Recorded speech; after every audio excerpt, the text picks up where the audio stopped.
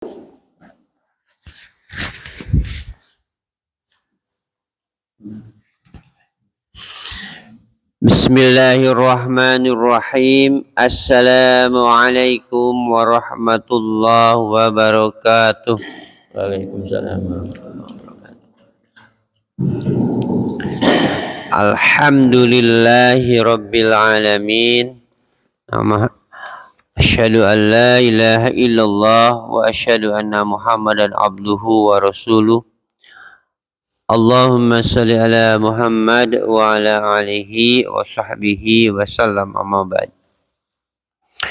Ilahi anta maksudi wa ridhaka matlubi atini mahabbataka wa marifataka ya alim ya fatah. La hawla wa la quwata illa billahil aliyyil azim.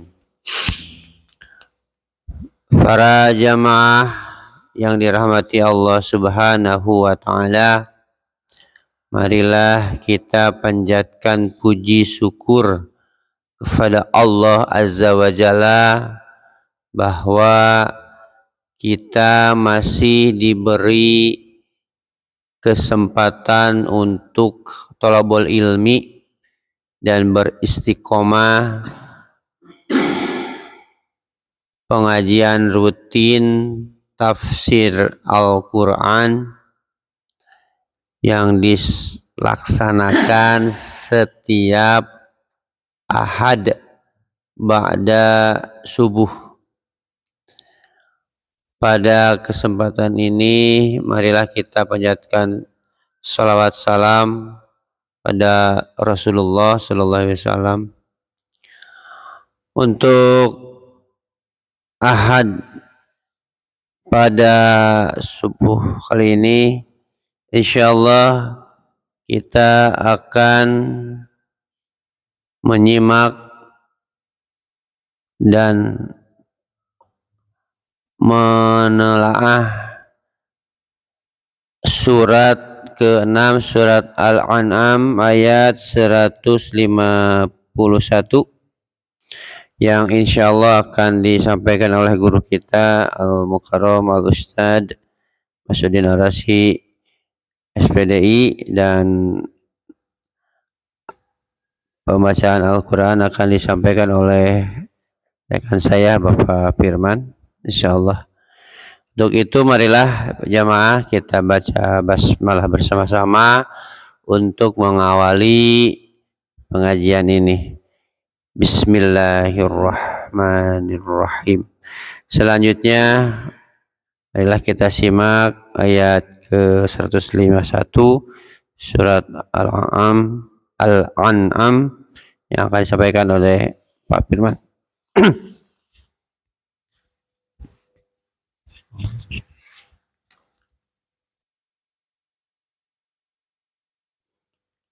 أعوذ بالله من الشيطان الرجيم. بسم الله الرحمن الرحيم.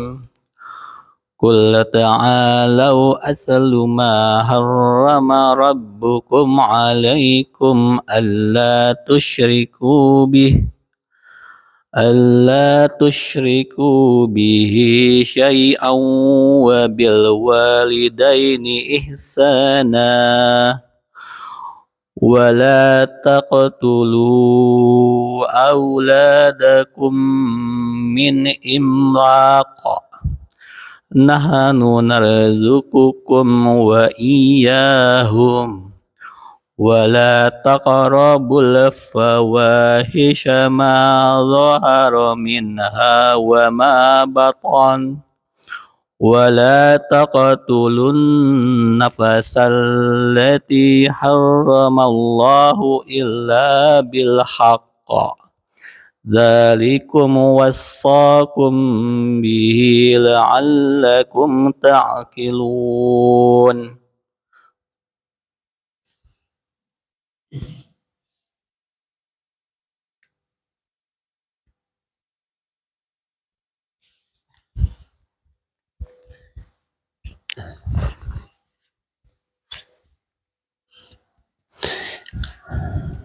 Terjemah surat Al-An'am ayat 151. Katakanlah Muhammad, marilah aku bacakan apa yang diharamkan Tuhan kepadamu. Jangan mempersekutukannya dengan apapun. Berbuat baik kepada ibu bapa. Jangan membunuh anak-anakmu karena miskin. Kamilah yang memberi rizki kepadamu dan kepada mereka. Janganlah kamu mendekati perbuatan keji, baik yang terlihat ataupun yang tersembunyi. Janganlah kamu membunuh orang yang diharamkan Allah, kecuali dengan alasan yang benar. Demikianlah Dia memerintahkan kepadamu agar kamu mengerti. Maha benar Allah dengan segala firman-Nya. Untuk selanjutnya, marilah kita dengarkan kajian tafsir Al-Quran surat Al-An'am ayat 151 yang insyaallah akan disampaikan oleh guru kita yang saya muliakan, Bapak Ustadz Ud. Persilakan tafadhol Ustadz. Bismillahirrahmanirrahim. Assalamualaikum warahmatullahi wabarakatuh.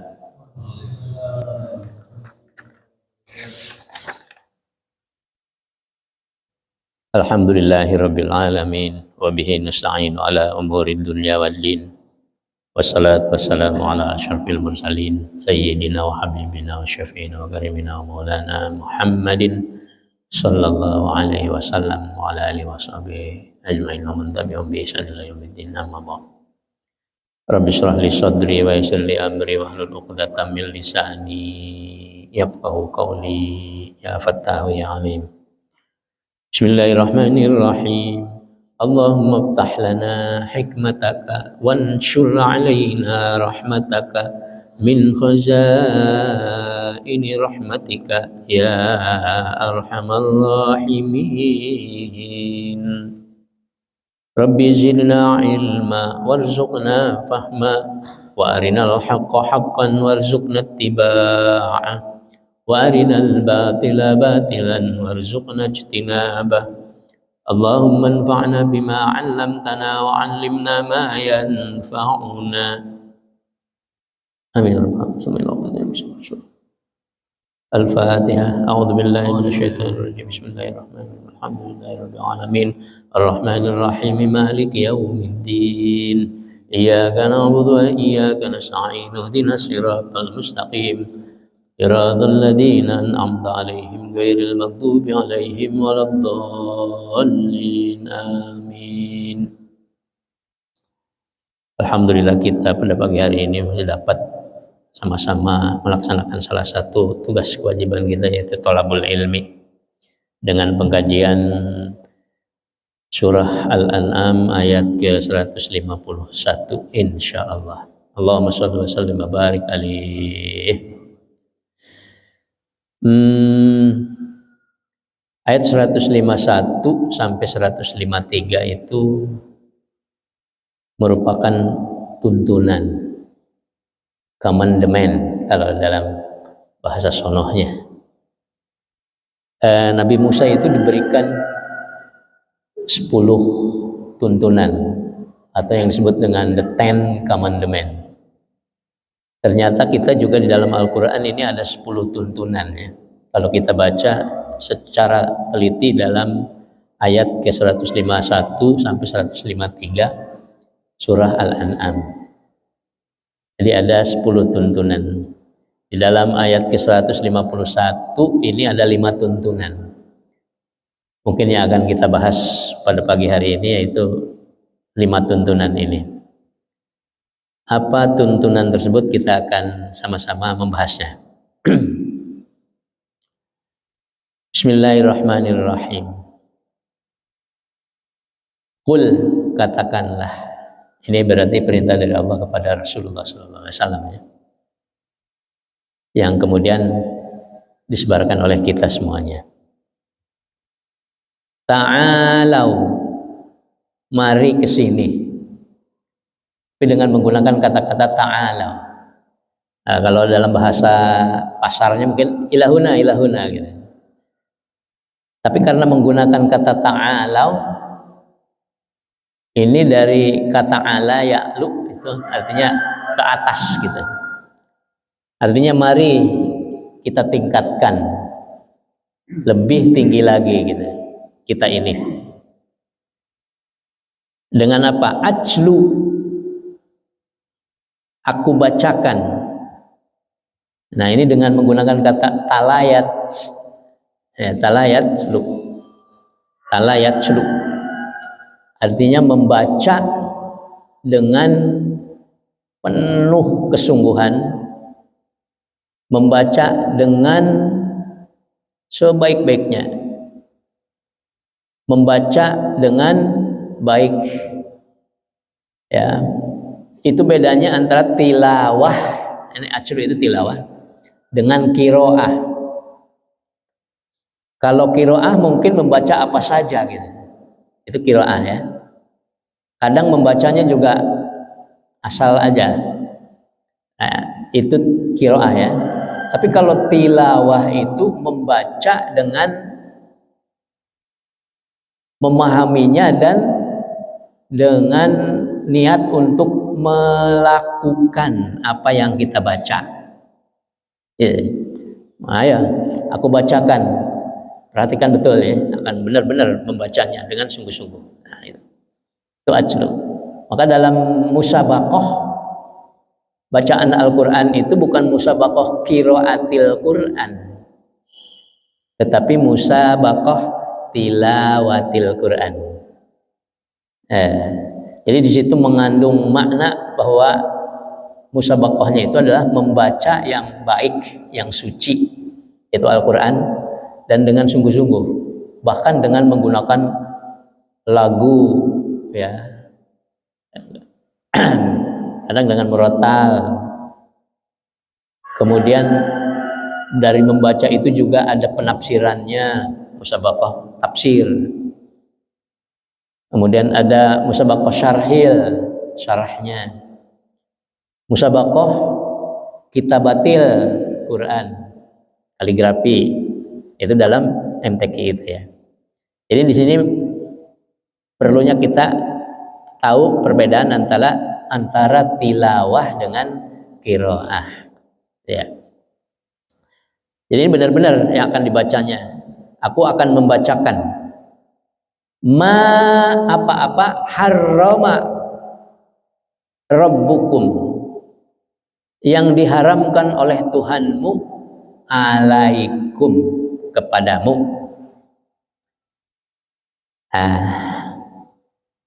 Ini yang diharamkan kepadamu.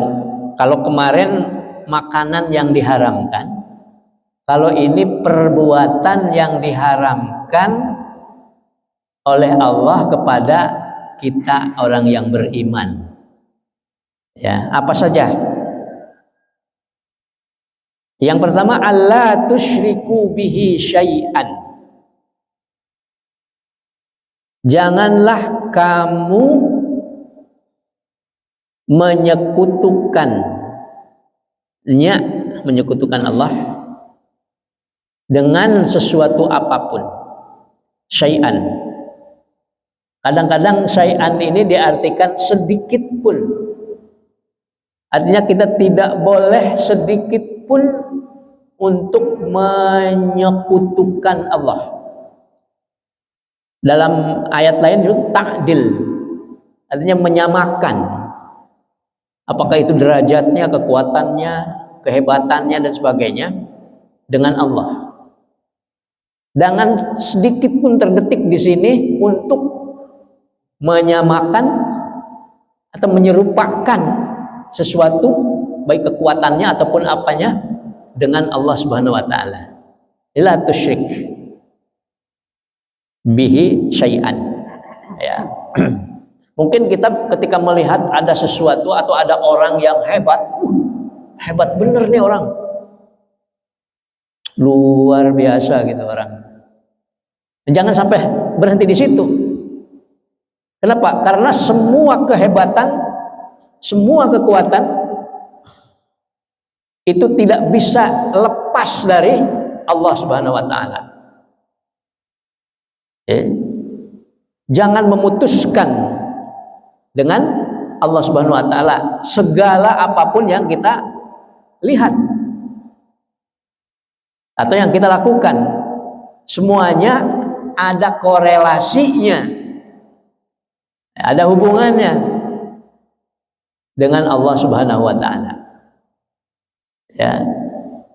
Kehebatan sehebat apapun kalau Allah tidak mengizinkannya tidak akan terjadi. Nah itu. La tusyriku bihi syai'an. Sedikit pun ya. Nah, jangan sampai ada sedikit pun di sini suudon atau ya keyakinan bahwa ada yang hebat menyamai Allah. Jadi jangan. Jadi yang pertama, alla tusyriku bihi syai'an.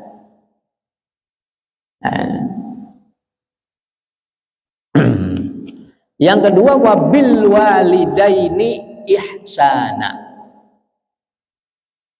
Dan dengan kedua orang tuamu berbuat baiklah. Di sini menggunakannya juga dengan, bukan ila kepada, tetapi dengan. Bedanya di mana ya? Bedanya kalau ila itu kepada itu mungkin bisa jauh ya. Kalau dengan itu bersama. Artinya apa? Artinya ini sebetulnya tuntunan kepada kita agar kita ini selalu dekat dengan orang tua. Nah, jadi larangannya itu jangan jauh-jauh dari kedua orang tua. Jangan jauh-jauh. Ya. Jadi selalu tetap dekat dengan orang tua. Gitu ya. Lalu gimana kita punya tugas di tempat yang jauh, di luar negeri dan sebagainya. Tapi hati kita harus tetap dekat dengan orang tua, kan bisa nelpon, bisa nge-SMS, bisa bicara dengan menggunakan peralatan yang canggih seperti zaman sekarang ini. Ini dengan gitu. Jangan sampai kita terputus, apalagi berbuat keburukan terhadap orang tua. Di sini perintahnya adalah ihsanan, berbuat baik kepada mereka berdua. Ihsan. Nah, ihsan itu beda dengan bir ataupun dengan kata-kata kebaikan yang lainnya. Nah, kalau ihsan itu memberikan yang lebih baik ya, dari kepada yang lainnya. Kalau kita memberikan kepada orang lain itu, baik itu ke masjid atau kemana, 1 juta, maka kepada orang tua itu harus lebih dari 1 juta. Itu ihsan, ya, harus lebih baik. Nah, kalau kepada orang lain tuh kita baik, benar. Nah, kenapa kepada orang tua tidak baik? Justru harus lebih baik. Nah, itu kepada orang tua daripada kepada orang lain. Nah, ini wabil walidaini ihsana. Gimana kalau sudah meninggal? Apa kita harus dekat? Gimana cara mendekatnya? Ya dekatnya dengan kita banyak berdoa. Allahumma gfirli wali walidayya warhamhuma kama rabbayani shaghira. Allahumma gfir lahu warhamhu wa'fu anhu wa akrim nuzulahu wa sim madkhalahu wa aghsilhu bil ma'i wal thalji wal barad wa naqqihi kama yunqqa thawbal abyadi minad danas. Itu dekatnya dengan doa, karena yang diperlukan oleh orang tua yang sudah meninggal itu adalah doa kita, istighfar kita, memohonkan ampun dari kita untuknya.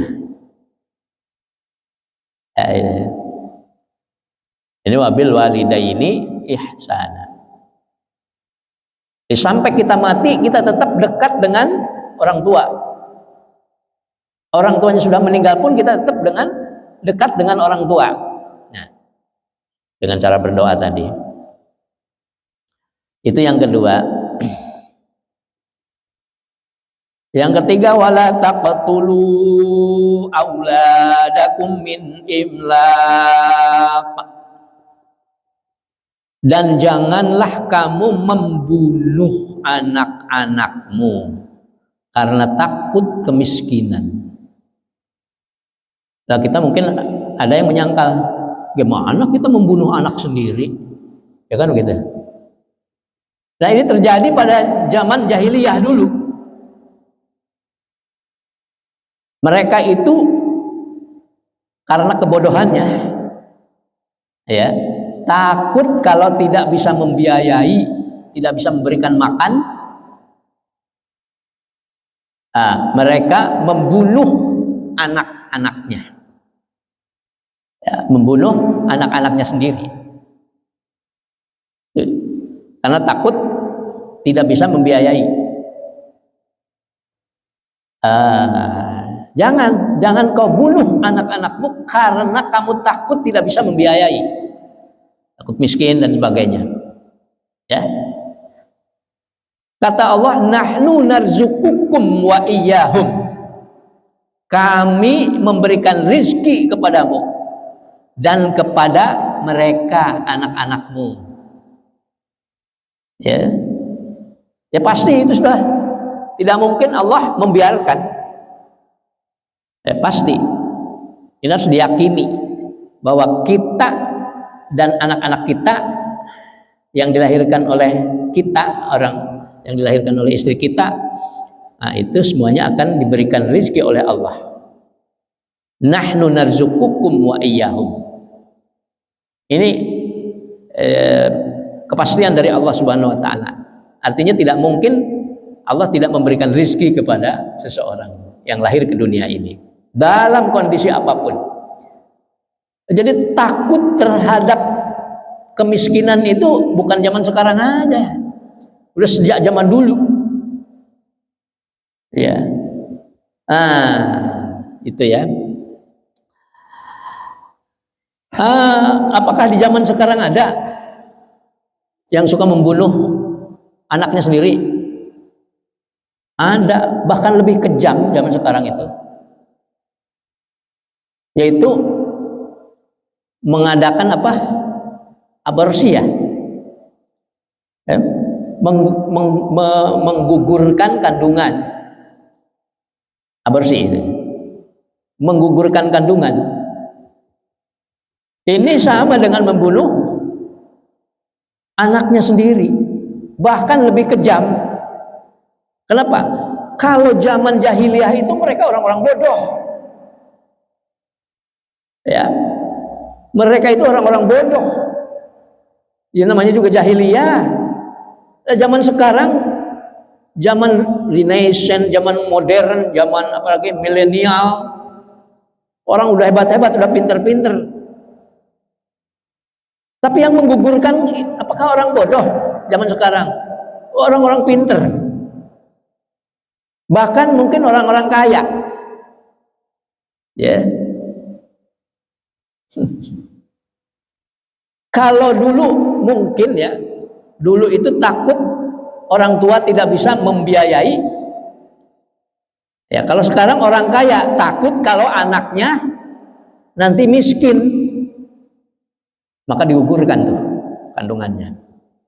Takut aib dan sebagainya, digugurkan. Kalau dulu Ya, ketika membunuh anaknya itu sembunyi-sembunyi dan hanya bapaknya. Ibunya tidak suka kalau bapaknya membunuh anaknya sendiri.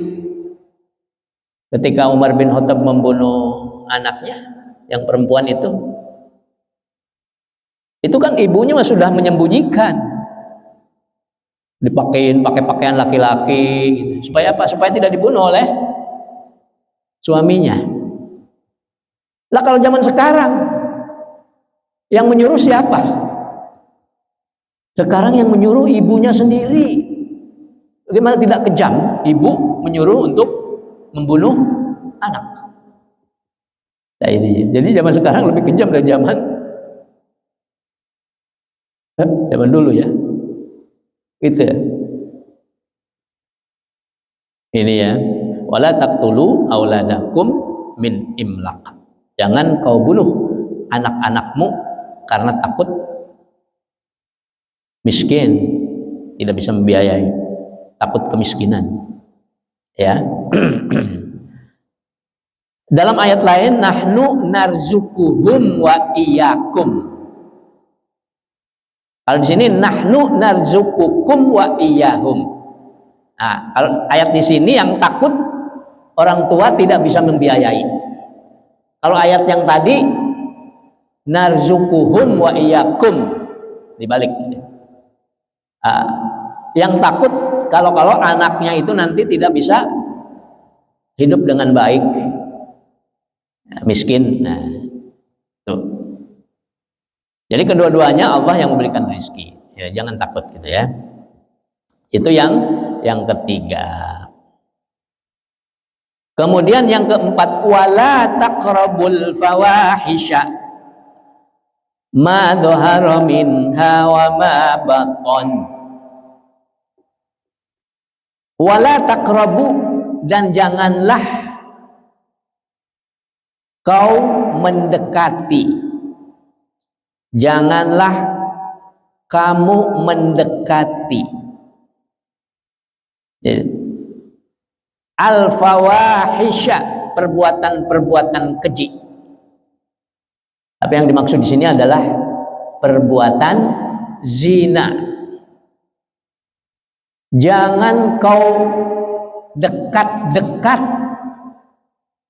dengan sesuatu yang berbau zina. Jadi bukan jangan berzina, tetapi di sini jangan mendekati sesuatu yang berbau zina. Jangan mendekati di sini. Artinya lebih apa ya?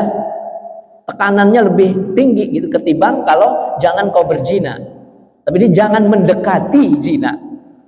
Sesuatu yang dekat dengan perbuatan zina itu jangan dilakukan.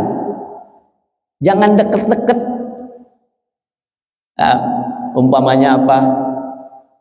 Zaman sekarang kan berdua-duaan, pegang-pegangan, apalagi udah sampai pada cium-ciuman. Itu yang dimaksud dengan dekat dengan perbuatan zina. Apalagi sekarang udah banyak video-video porno. Nah, kenapa jangan dekat dengan perbuatan zina? Karena ini nafsu atau hawa nafsu kita ini sangat mendorong sekali untuk melakukan perbuatan zina. Kalau sudah dekat dengan perbuatan zina, dekat-dekat dengan perempuan umpamanya, maka muncul nafsu kita yang sangat keras mendorong kita untuk berbuat zina. Namanya nafsu kan la amaratun bisu, akan terus mendorong untuk berbuat keburukan. Maka di sini jangan dekat-dekat dengan perbuatan zina. Ma dhahara minha, baik itu secara terang-terangan, wama batona ataupun sembunyi-sembunyi.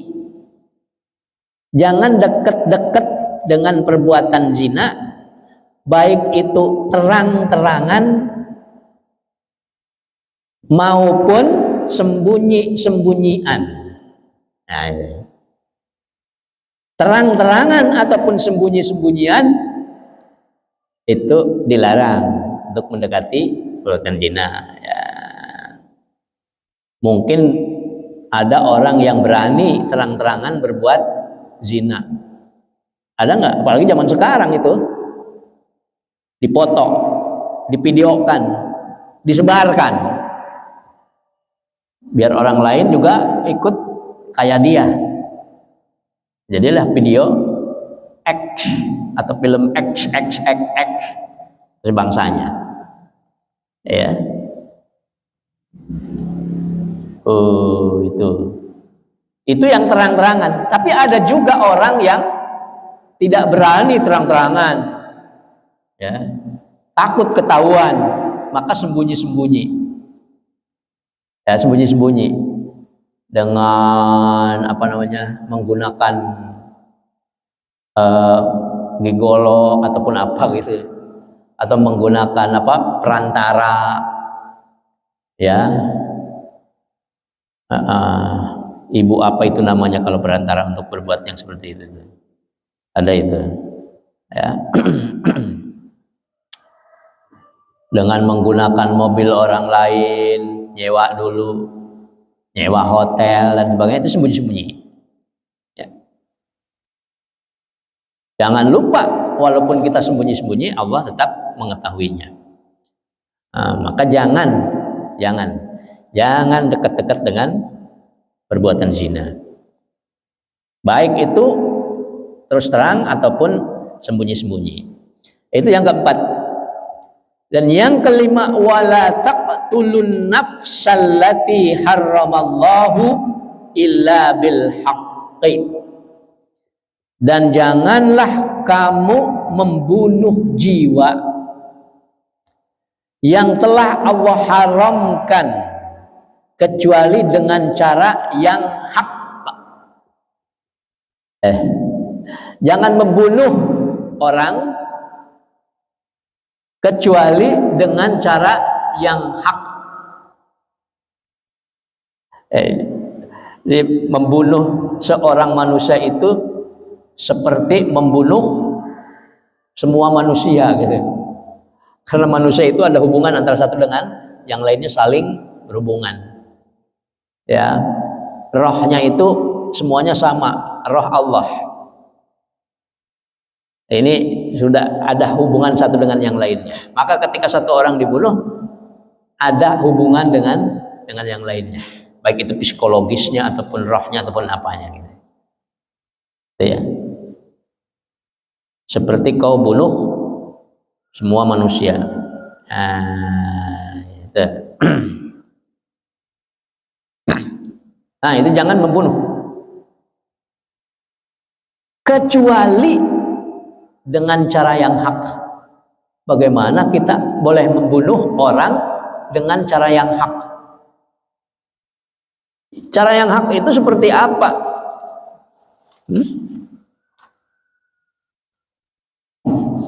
Cara yang hak itu umpamanya ada orang membunuh salah satu anggota keluarga kita, maka kita sebagai keluarganya, ya, ini mengajukan gugatan kepada hakim atau kepada pemerintahan agar supaya orang yang membunuh keluarga kita itu dibunuh lagi, yang disebut dengan kisos. Ya, jadi kisos ini yang punya hak siapa? Keluarga, bukan pemerintah, bukan hakim. Yang punya hak untuk menentukan itu adalah keluarganya yang ditinggalkan oleh orang yang terbunuh atau yang dibunuh itu. Ya, bukan pemerintahan atau hakim. pemerintahan atau hakim itu hanyalah memutuskan saja. Sedangkan haknya ada di keluarga itu kisos ya. Ya mungkin tentunya beda dengan hukum pidana atau perdata yang ada di Indonesia. Kalau keluarganya menuntut untuk dibunuh lagi, orang yang membunuh keluarganya itu, maka dibunuhlah. Nah itu boleh membunuhnya karena itu sudah hak. Tapi harus melalui kehakiman dulu atau pengadilan dulu. Jangan sembarangan ya. Keluarga kita ada yang dibunuh oleh seseorang, kita membunuh lagi dia. Itu tidak boleh seperti itu. Tapi harus ada proses hukumnya yang benar. Proses hukumnya yang benar. Setelah hakim memutuskan dengan baik gitu. Kalau keluarganya membolehkan untuk denda, maka bisa diganti dengan denda. Tapi yang menentukan berapa banyak denda itu adalah keluarga. Kalau keluarganya minta 2 miliar, ya harus 2 miliar. Ya. Kalau 1 miliar, ya 1 miliar. Bahkan kalau keluarganya sudah dibebaskan aja, boleh itu, bebas gitu. Jadi itu diantara boleh membunuh secara hak, itu seperti itu. Ya. Atau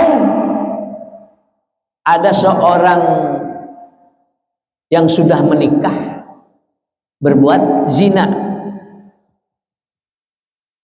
Nah, maka itu boleh dibunuh.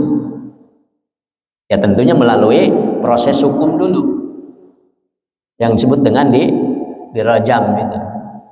Dengan dilempari sampai mati.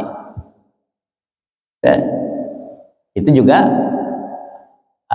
pembunuhan dengan hak bil haqqi. Atau orang yang sedang perang, waduh ini saya jangan membunuh orang nih, gimana? Akhirnya malah dia yang terbunuh karena dia tidak mau membunuh orang lagi dalam perang ya. Dalam perang boleh kita membunuh musuh yang akan membunuh kita bunuh duluan gitu. Nah itu membunuh secara hak. Wala taqtulun nafsal lati harramallahu illa bil haqq. Dzalikum wassaqum bihi la'allakum ta'qilun. Demikianlah itu yang diperintahkan oleh Rabbmu kepadamu supaya kamu memahaminya. Ta'qilun. Wasa itu mewasiatkan. Allah mewasiatkan. Biasanya kalau wasiat itu orang yang mau meninggal gitu. Ini menghubungannya dengan membunuh juga. Pembunuhan. Maka di sini kata-katanya wasakum, tapi artinya di sini Allah memerintahkan. Allah memerintahkan kepada kamu. Jadi itulah perintah Allah, itulah tuntunan dari Allah Subhanahu wa taala. Dalam ayat ini ada 5. Yang pertama tadi jangan menyekutukan Allah sedikit pun. Yang kedua, janganlah kamu berbuat buruk kepada orang tua, tapi justru harus dekat-dekatlah. Janganlah jauh-jauh dari orang tua dan selalu berbuat kebaikanlah kepada mereka. Ihsan. Yang ketiga, janganlah kamu membunuh anakmu sendiri karena takut tidak bisa membiayai. Karena Allah akan membiayai atau memberikan rizki kepadamu, orang tuanya, dan kepada mereka anak-anakmu. Yang keempat, jangan kamu mendekati zina. Dan yang kelima, jangan kamu membunuh Oh, tadi yang keempat, jangan kamu mendekati zina baik itu ma dhahara minha secara jelas terang-terangan, wa ma batana ataupun sembunyi-sembunyi. Dan yang kelima, wala taqtulun nafsal lati harramallahu illa bil haqq. Jangan kamu membunuh seseorang yang sudah diharamkan oleh Allah untuk membunuhnya kecuali dengan cara yang hak, seperti tadi diterangkan. Nah itu ya, itu yang 5. Itu tuntunan dari Allah Subhanahu wa taala bagi kita orang yang beriman. Tujuannya agar supaya kamu ini dapat memahaminya. Takilun. Beda dengan tatafakkarun atau tatadakkarun. Kalau tatafakkarun itu hanya menggunakan otak saja. Tapi kalau takilun menggunakan hati. Jadi akal pikiran dengan hati itu takilun. Jangan hanya kalau menggunakan pikiran aja kan bisa salah. Tapi dengan keimanan, dengan keyakinan kepada Allah, pada Rasulullah dan sebagainya, maka itu akan mantap. Mantap. Banyak orang yang kehilangan akal ketika berbuat yang buruk ini, ya kan? Rasa takut dan sebagainya menghantui. Tapi kalau tidak melakukan ini, maka akal kita akan normal. Ya, maka di sini la'allakum tattaqun, agar kamu berakal. Akalnya itu bisa digunakan. Kalau kita sudah berbuat zina, maka ada perasaan yang yang takut ketahuan dan sebagainya, sehingga hidupnya tidak, akhirnya berbohong lagi. Itulah kalau kita sudah berbuat dosa, semakin terus berbuat kebohongan akhirnya. Nah, jadi itulah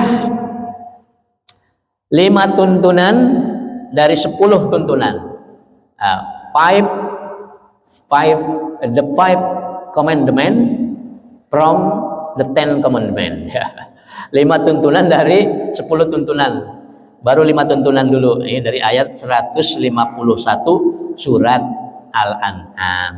Mudah-mudahan ada manfaatnya. Mungkin ada yang mau menambahkan atau menanyakan, enggak? Ya.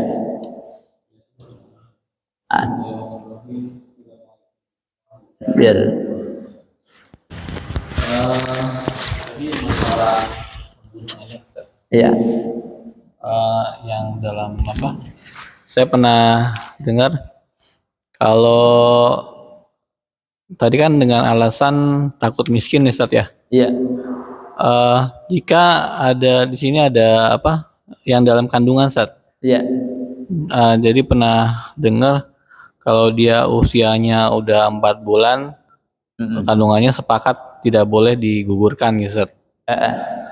Tapi ada juga pendapat yang kalau udah di bawah 40 hari dengan alasan tertentu, penyakit atau apa gitu kan, itu ada pendapat itu boleh. Tapi ada juga yang nggak boleh gitu kan. Ya. Itu satu. Yang benar yang mana tadi? Yang mendekati benarnya yang mana gitu? Yang kedua ini masalah mendekati zina, Sayyidat. Kalau kita lihat perkembangan anak-anak sekarang gitu, anak remaja gitu kan, itu istilahnya banyak yang pacaran, Ustaz ya. Mungkin dari dulu kali ya. Cuma kalau sekarang lebih banyak sosial media yang pacarannya lebih bahaya gitu, Ustaz, karena sekarang banyak dipengaruhi sama media gitu, Ustaz.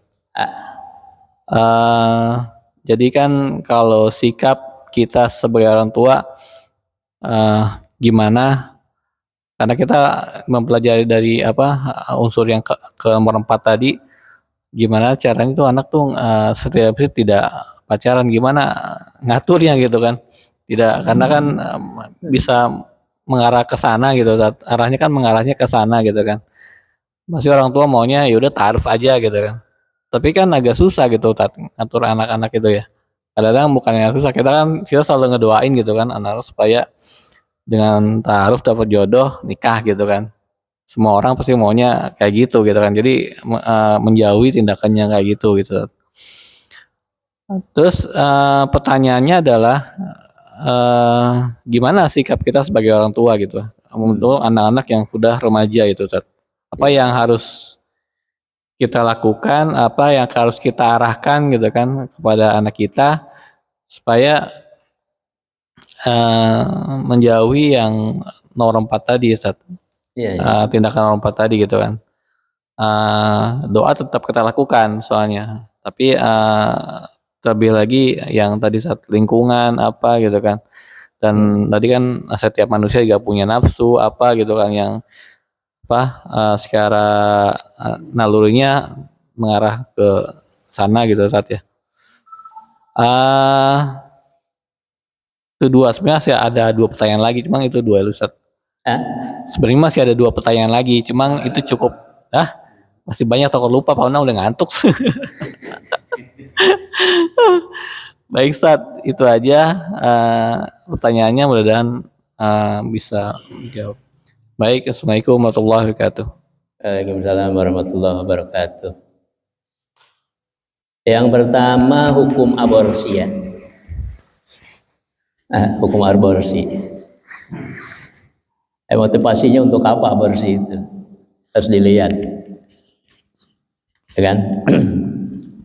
Kalau ulama kita itu mengharamkan aborsi ya.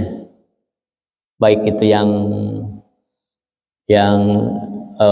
baru ataupun yang belum 2 bulan, kalau tidak salah, ataupun yang udah lebih dari 2 bulan. Apa 4 bulan ya? Ya kurang dari 4 bulan. Ada negara yang membolehkan aborsi, negara Islam ya, negara yang semi Islam itu, yang membolehkan aborsi, tetapi sebelum, kalau tidak salah 2 bulan apa 4 bulan ya, saya lupa lagi itu, karena belum dimasukkan roh manusia, roh Allah untuk manusia itu. Jadi menyamakan dengan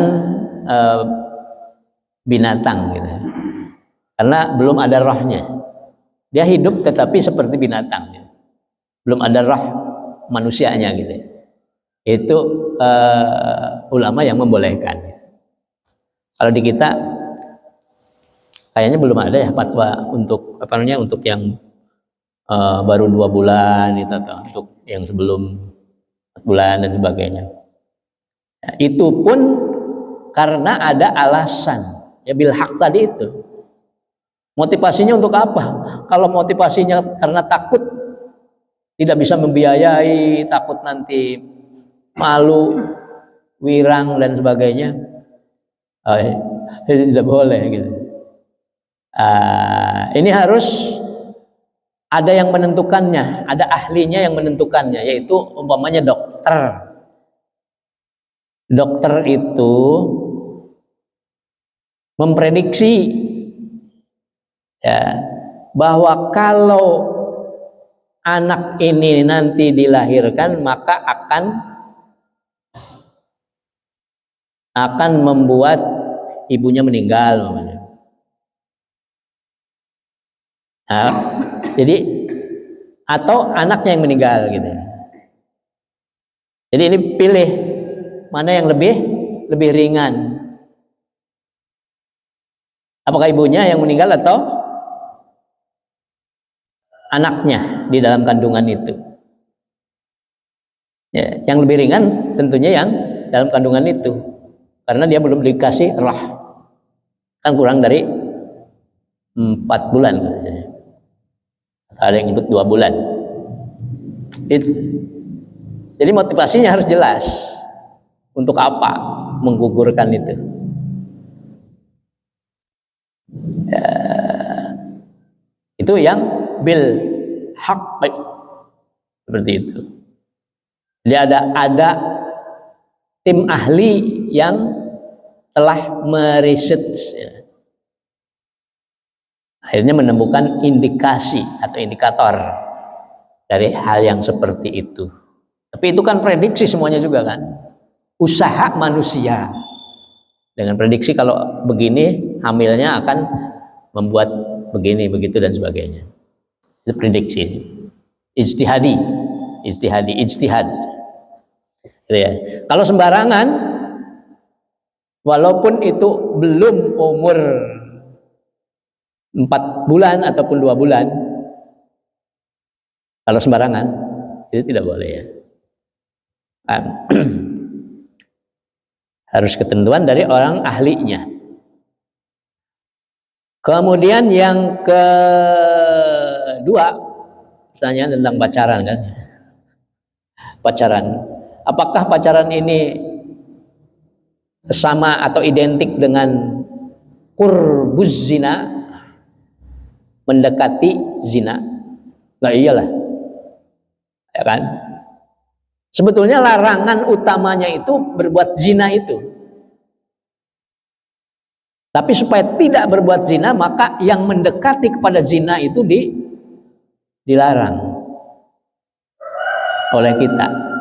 Begitu pacaran ataupun berdua-duaan, apalagi udah sampai kepada ciuman gitu ya. Lalu zaman sekarang kan masya Allah, jangankan ciuman, perbuatan persetubuhan aja antara laki-laki dengan perempuan, antara pacar dengan pacar, walaupun belum nikah, belum akad, itu sudah banyak terjadi di zaman sekarang ini. Ini memang beratnya kita menghadapi zaman seperti sekarang ini. Tapi dulu juga sama berat ya. Zaman dulu juga sama berat. Ya, mungkin sekarang lebih berat kita. Dulu juga berat, tapi sekarang lebih berat. Karena peralatan-peralatan yang menuju ke arah sananya itu sudah lebih banyak, lebih mudah daripada zaman dulu. Ya. Bagaimana kita menghadapi anak yang ya begitu, memang kecenderungan untuk pacaran itu tinggi sekali ya di anak-anak muda itu. Bagaimana kita menghadapinya? Masing-masing mungkin punya cara kali ya. Tetap kita harus mengingatkan seperti yang dalam ayat ini, wala taqrabuz zina. Itu harus disampaikan kepada anak-anak kita. Jangan disembunyikan. Takut anaknya marah sama kita, akhirnya kita enggak ngomong, diam aja kita. Ini kan Rasulullah aja disuruh, diperintahkan untuk mengatakan, ya. Rasulullah diperintahkan ini, Rasulullah. Qul, katakan ya Muhammad gitu. Ini Rasulullah diperintahkan untuk menyampaikannya. Ya, apalagi kita sama anak kita, tetap harus disampaikan. Kalau sudah disampaikan dan kita terus menjaganya, maka kalau suatu saat kejadian itu kan kita sudah menyampaikannya. Yang kedua, kita menjaganya terus. Anak dengan orang tua jangan berjauhan, jiwanya, hatinya, bimbingannya, gitu kan.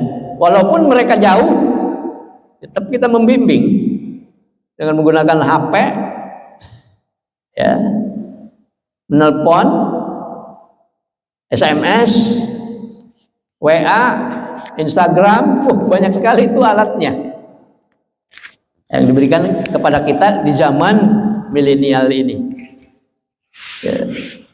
Wabil walidaini ihsana, terhadap dengan orang tua, kan artinya ini dekat. Anak harus tetap dekat dengan orang tua. Orang tua juga berusaha agar supaya anaknya tetap dekat dengan orang tuanya. Ya. Artinya di sini terjadi simbiosis mutualis, kan? Simbiosis mutualis, saling take and give. Ya. Kalau di sini perintahnya anak harus dekat dengan orang tua juga harus berusaha agar anak dekat dengan orang tua, kan gitu. Bahkan ihsana harus lebih baik. Hubungannya itu harus lebih baik ketimbang kita hubungan dengan orang lain. Harus tetap dekat. Sampai hari kiamat nanti tetap pertanggungjawaban kita akan diminta ya tentang anak-anak kita itu. Artinya hubungan itu tidak akan terputus sampai hari kiamat. Itu dengan anak kita ya. Nah, kita sudah mati pun masih ada hubungannya itu dengan doa. Itu. Jadi harus terus dekat dengan mereka. Hubungannya tetap harus dekat. Jangan sampai terputus ya. Silaturrahimnya itu, silaturrahim, hubungan kasih sayangnya itu jangan putus. Silaturrahim. Jadi begitu ya. Terus membimbing terus sampai kita mati, terus kita bimbing. Jangan ada keinginan dari dalam diri kita, anak-anak sudah pada gede ini, tidak perlu bimbingan kita. Tetap kita punya tanggung jawab untuk terus membimbing, walaupun mungkin kadarnya kalau mereka sudah dewasa itu ya tidak seperti ketika terhadap anak-anak. Kalau terhadap anak-anak kecil kan harus diangkat kita, dicebokin kita, dikasih makan oleh kita, disuapin sama kita. Kalau udah tua, masa masih dicebokin sama kita? Ya.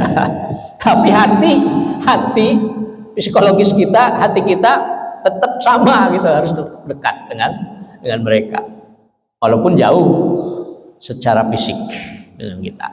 Nah itu ya. Oke, gitu. Ada lagi tadi pertanyaannya? Udah. Satu lagi. Tadi ada larangan membunuh kan? Larangan membunuh. Tadi salah satunya itu kalau dalam perang itu nggak diperbolehkan ya? Oh iya, namanya juga perang. Itu ada yang perang saudara, ada yang perang suku, gitu kan? Ada yang banyak tuh perang gitu. Ada yang perang agama gitu. Mungkin di zaman sekarang tidak ada juga perang. Itu yang perang yang mana kalau yang diperbolehkan? Iya. Palestina. Ya, perang yang bagaimana dalam Islam itu yang dibolehkan itu dalam surah Al-Anfal sebetulnya.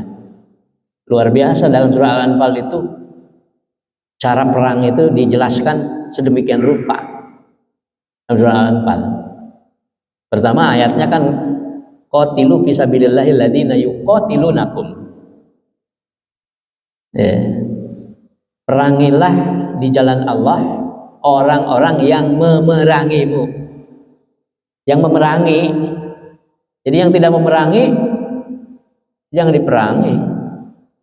Yang tidak memerangi atau yang terindikasikan akan memerangi kita, gitu ya, boleh kita memerangi, mendahului.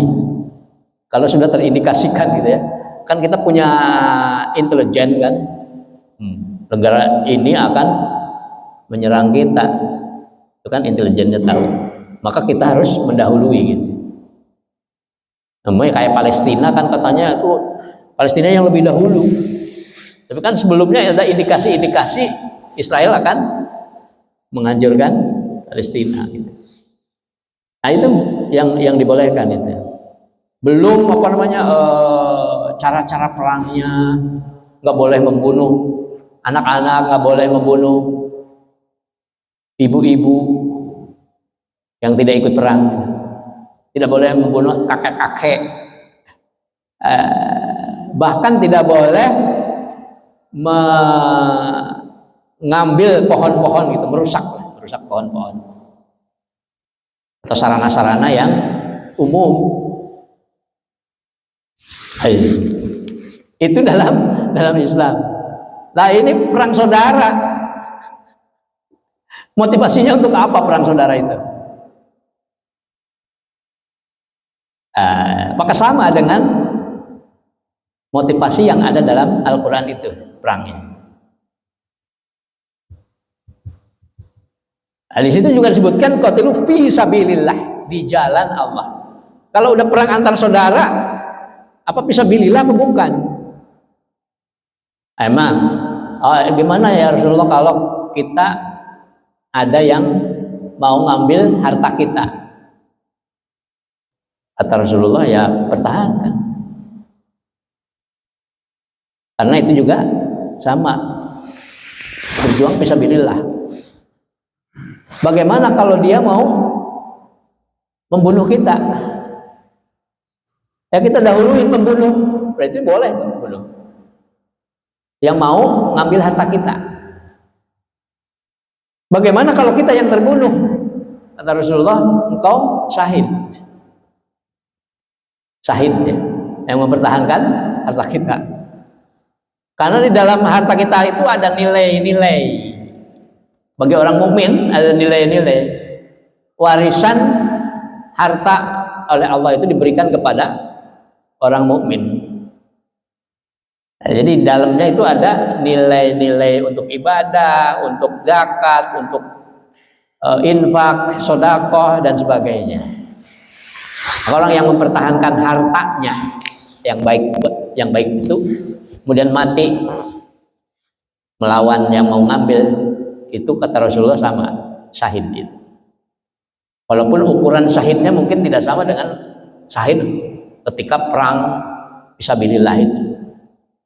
Allah alam, kalau itu kan Allah yang menentukan. Gitu ya. Berarti di perang saudara ini motifnya apa gitu kan? Harus dilihat. Nah, kalau motifnya itu hanya motif dendam, motif perebutan kekuasaan, kan banyak yang gitu ya. Berarti ini membunuhnya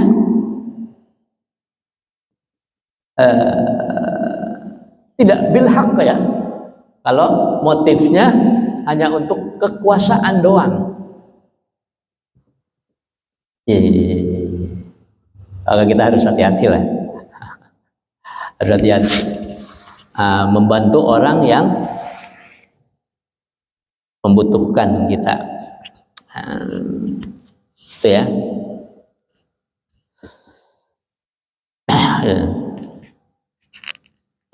Mungkin itu ya. Cukup? Iya, satu lagi. Oh, satu lagi. Begini Ustaz.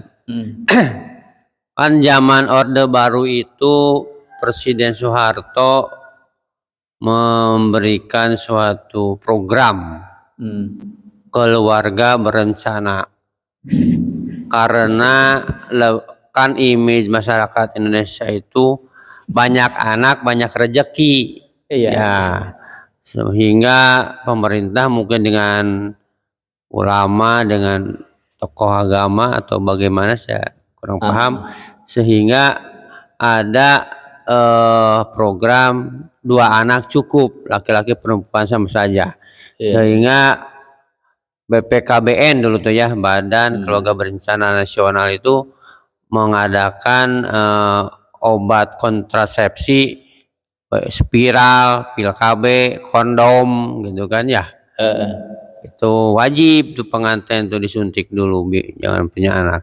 Berarti dia itu, pemerintah itu ya, yang kepala negaranya Pak Soeharto takut rakyatnya miskin karena banyak anak, khawatir gitu kan ya.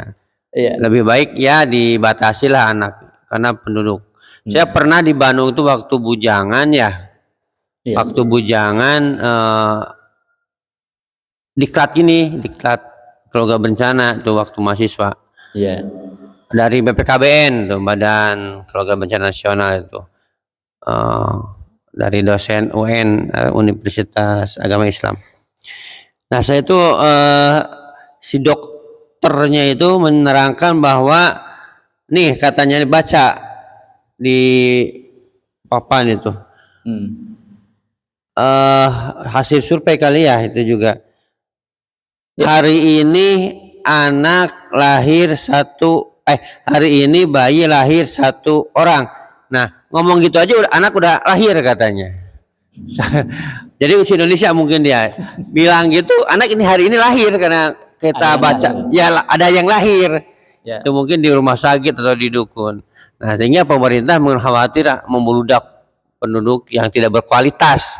Jadi dalilnya penduduk yang tidak berkualitas sehingga merepotkan negara kali ya. Nah, ini bagaimana tuh Ustaz ya? Termasuk ya image Membunuh enggak? iya, membunuh enggak itu kan janin. Terus saya dengar dari Kiai Uci ya, Almarhum itu haram Ustaz karena niatnya takut tidak terbiayai. Kemudian menahan ya. Kalau dulu mah zaman jahiliyah, zaman Rasul, lahir cewek cowok nih. Cewek langsung dibunuh tuh kayak sahabat Umar kan ya. Nah, kita mah belum lahir aja dijanin karena niat takut susah pakai kondom ya.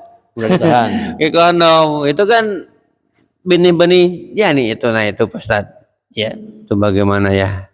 Nah, terus yang kedua masalah perang kan kayak Hamas ngebom Israel, tapi kan niatnya mah untuk si tentara, tapi di bawahnya itu kan ada sama juga ada bayi kali ya, kemudian anak kecil tapi kafir. Itu gimana itu, sama juga nggak itu Ustaz? Nah itu kan kayak ketel Apip, pasti di situ kan bukan orang itu aja tuh. Nah itu dua aja Ustaz. Tapalo. Yang kedua ya kita harus menghindari. Tapi kalau memang ininya pada di daerah situ ya, daripada mereka malah menghancurkan kita, mendahulukan kita membunuh mereka aja.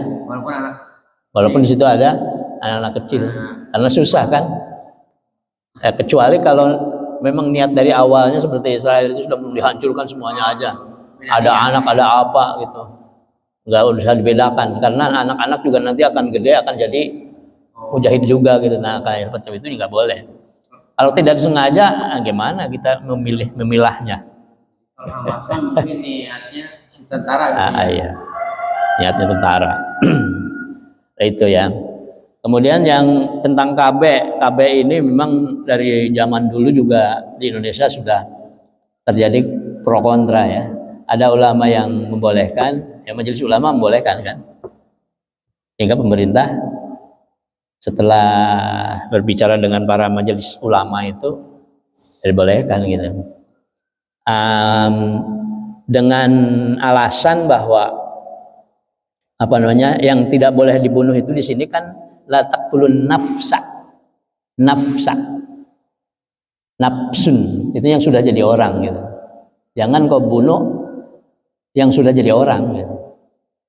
Kalau KB kan hanya menahan saja, menahan bahan yang akan jadi orang.